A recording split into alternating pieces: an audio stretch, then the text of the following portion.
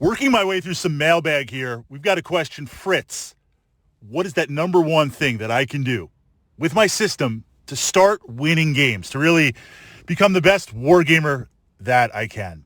And that's what we're going to approach in this vlog from the perspective of competitive play, doing the best that you can to win your scenario. Now, as a tabletop general, we are always trying to do this. I try to do the best that I can to win my game. Sometimes it's with a competitive tournament list that, in all honesty, I've optimized for the rule set.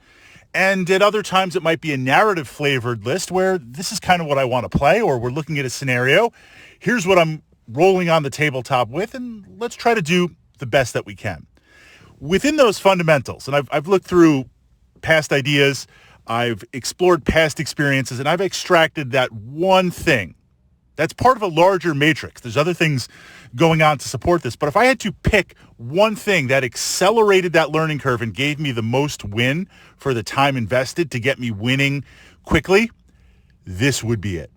Now, certainly, we have to framework things a little bit here, utilizing YouTube, utilizing various YouTube channels and forums and Facebook pages to exchange ideas and share tactics.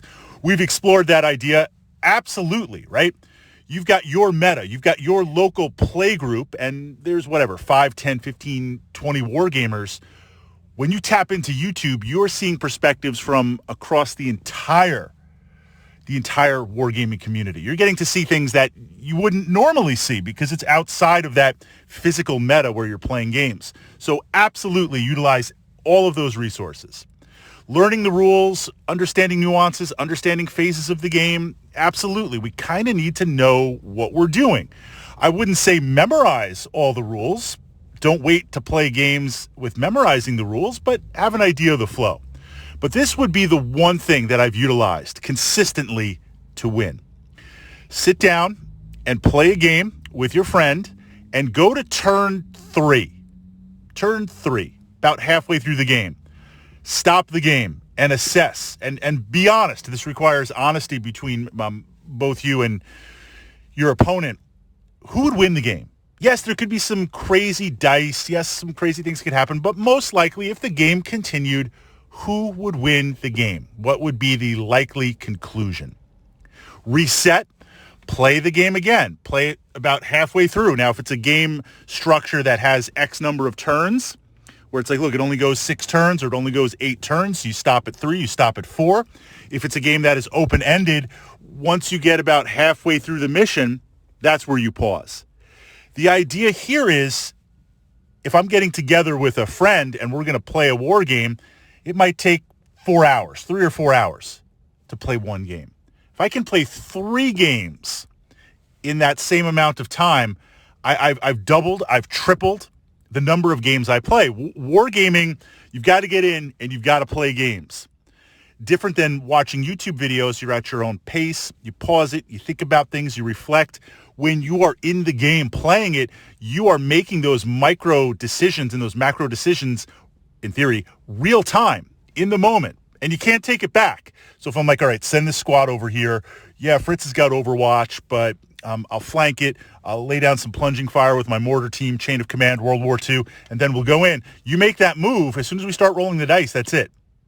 Then you find out it's actually 2 machine gun teams hitting you in the crossfire, one on Overwatch, one to light you up. I use my command die for interrupt. You're like, that's crazy. Why is he blowing a command die on that? I don't know, but here we are. So those decisions that you make, you don't get that wargaming through a removed experience. You need to play those games. You need to be thinking in the moment. You need to be adapting in the moment. And if in that time period you can play 1 game or 3, you want to play 3. This is what we're talking about, though, purely training. This is like wargaming, lifting weights and going for that run.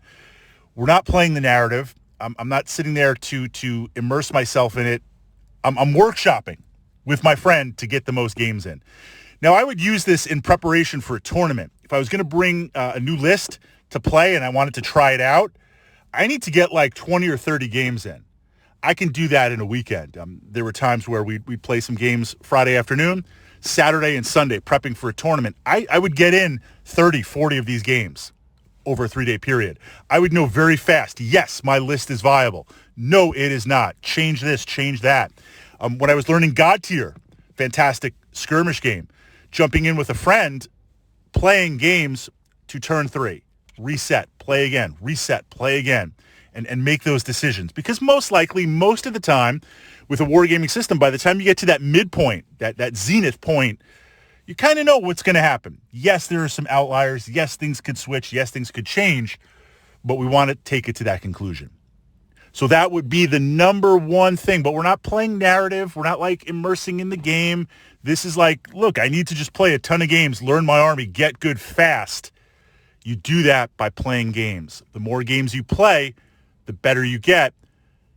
Play till mid-turn. Leverage and utilize that.